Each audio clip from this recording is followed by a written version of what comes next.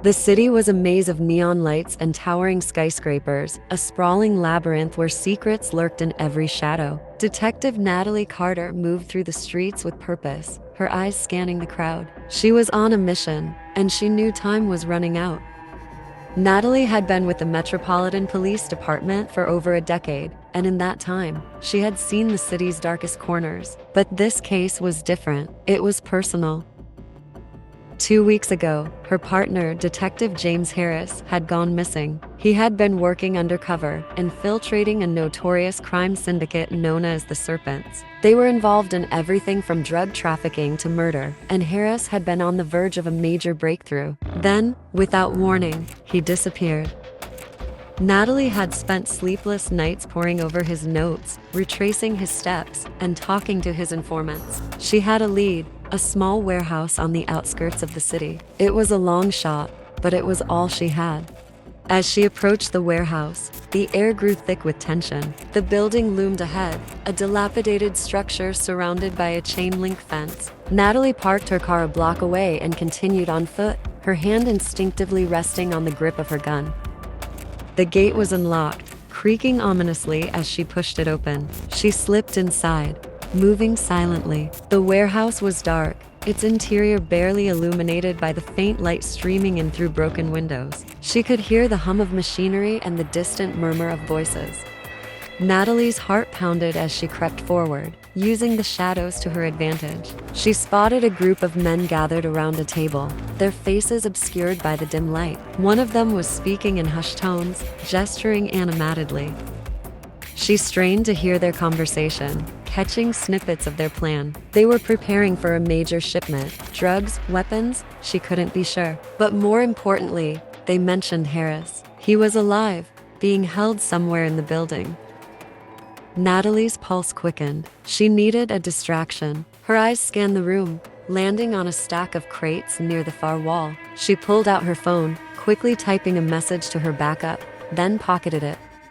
With a deep breath, she moved towards the crates. She grabbed a nearby metal rod and knocked it against the crates, creating a loud clattering noise. The men turned, startled. Natalie ducked behind a pillar, her gun at the ready.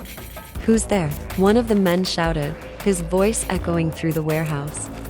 Natalie remained silent, her finger hovering over the trigger. The men spread out, searching for the source of the noise. She waited until they were sufficiently scattered before making her move. She darted towards the table, her footsteps muffled by the concrete floor. One of the men spotted her, but before he could react, she fired a warning shot into the air. "Freeze," she commanded, her voice firm and authoritative. The men hesitated, their eyes wide with surprise. Natalie took advantage of their confusion, kicking the table over and scattering their plans. She fired another shot, this time hitting a nearby light fixture. Sparks flew, plunging the room into near darkness. In the chaos, she spotted a door at the back of the warehouse. She ran towards it, praying it would lead her to Harris. She burst through the door, her gun raised. Inside, she found a small room filled with surveillance equipment. Harris was there, tied to a chair, his face bruised and battered. He looked up as she entered, a flicker of hope in his eyes. "Natalie," he croaked, his voice weak. She rushed to his side, quickly untying him. "We need to get out of here now," she said, helping him to his feet. Together, they made their way back through the warehouse, dodging the men who were still scrambling in the dark. Natalie's phone buzzed in her pocket. Backup had arrived. She guided Harris towards the exit, covering him as they moved. Outside, the sound of sirens filled the air. Police cars surrounded the warehouse, their lights flashing. Natalie and Harris emerged into the cool night, greeted by their colleagues. Harris was quickly whisked away to an ambulance, but before he left, he turned to Natalie. "Thank you," he said, his voice filled with gratitude.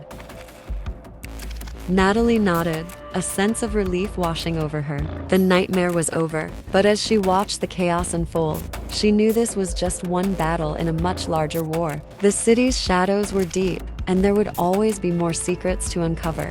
But for now, she had won, and that was enough.